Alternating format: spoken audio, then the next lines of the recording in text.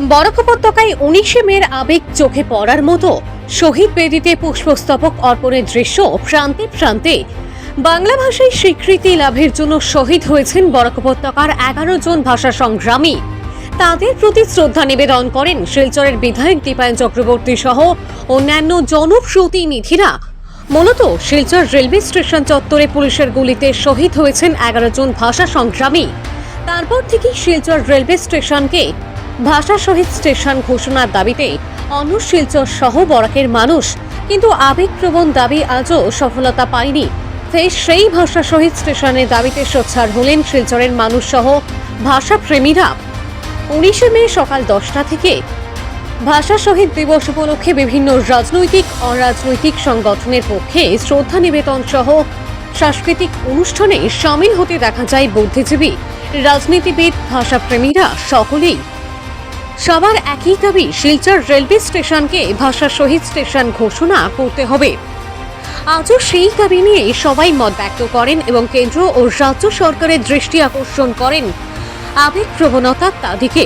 অন্যদিকে বিভিন্ন সংস্থা সংগঠনের পক্ষে শ্রদ্ধাঞ্জলি নিবেদনের পর সাংস্কৃতিক আয়োজন, পথনাট্য, শিশু শিল্পীর দ্বারা নৃত্য পরিবেশন সহ বিভিন্ন অনুষ্ঠানে দিনটি উদযাপন করতে দেখা যায় শিলচরের নাগরিকদের।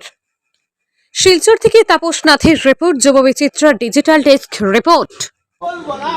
ভাষা শহীদ দিবস উপলক্ষে আমাদের যেই 11 জন শহীদ হয়েছিলেন বাংলা ভাষার জন্য, এই 11 জন শহীদ, এই 11 জনের পাশে আমরা লক্ষ্য করেছি বিশ্বের প্রথম মহিলা যিনি ভাষার জন্য শহীদ হয়েছিলেন কমলা ভট্টাচার্য।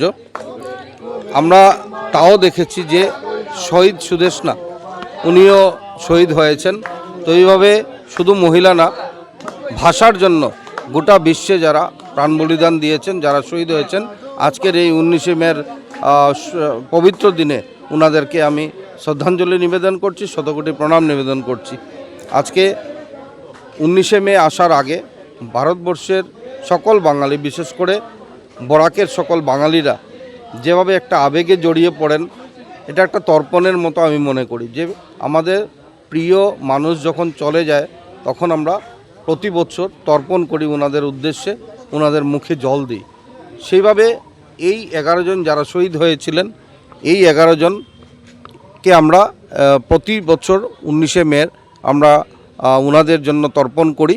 আর আমার মনে হয় সেটা আগামী প্রজন্ম যাতে ধরে রাখতে পারে, আগামী প্রজন্ম যাতে এই বাংলা ভাষা শহীদদের যে ইতিহাস, সেই ইতিহাস যাতে জানতে পারে, তার জন্য বিভিন্ন ক্লাব সংগঠন, বিভিন্ন ইন্ডিভিজুয়ালরা এই কাজ করে যাচ্ছেন। ভাষা শহীদ স্টেশন, এই ভাষা শহীদ স্টেশন নিয়ে অসম সাহিত্য সভা, বাংলা সাহিত্য সভা, অসম যৌথভাবে সরকারের কাছে এই কথা নিয়ে যাবেন। আমি বিশ্বাস রাখি মাননীয় মুখ্যমন্ত্রী ডক্টর হিমন্ত বিশ্ব শর্মার নেতৃত্বে দুটি উপত্যকার যে মেলবন্ধনের কাজ চলছে, যেভাবে ডেভেলপমেন্টাল কাজ চলছে, বিগত দিনে সেটা হয়নি। আর ওনার নেতৃত্বে অচিরেই এই কাজ সমাধান করা সম্ভব হবে।